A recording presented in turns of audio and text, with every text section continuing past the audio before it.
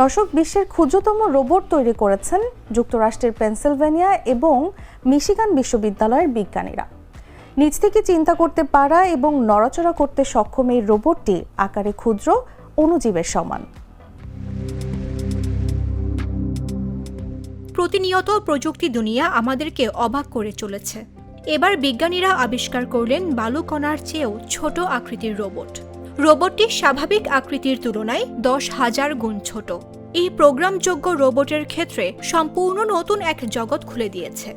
এই রোবট মাছের ঝাঁকের মতো সমন্বিতভাবে দল বেঁধে চলতে পারে। এদের চলন ব্যবস্থায় কোনো নড়াচড়া করার মতো যান্ত্রিক অংশ নেই, তাই এসব অত্যন্ত টেকসই। এসব রোবট মাইক্রোপিপেট দিয়ে স্থানান্তর করা যায়। এরা মাসের পর মাস পানিতে সাঁতার কাটতে পারে।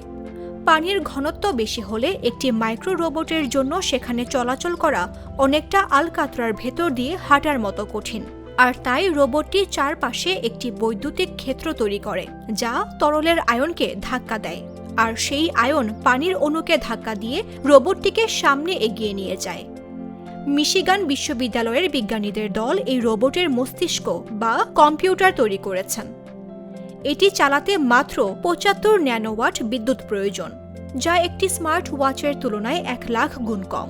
এই সামান্য শক্তি সংগ্রহের জন্য রোবটটির বেশিরভাগ অংশ জুড়ে থাকে সোলার প্যানেল। রোবটটি আকারে খুবই ছোট হওয়ায় বিজ্ঞানীরা প্রচলিত অনেক কমান্ডকে সংকুচিত করে একটি বিশেষ নির্দেশে রূপান্তর করেছেন। বিজ্ঞানীরা আশা করছেন অদূর ভবিষ্যতে এ ধরনের রোবট কাজে লাগিয়ে মানুষের শরীরের ভেতরে থাকা কোষের চিকিৎসা সহ বিভিন্ন সূক্ষ্ম যন্ত্রাংশ তৈরি করা সম্ভব।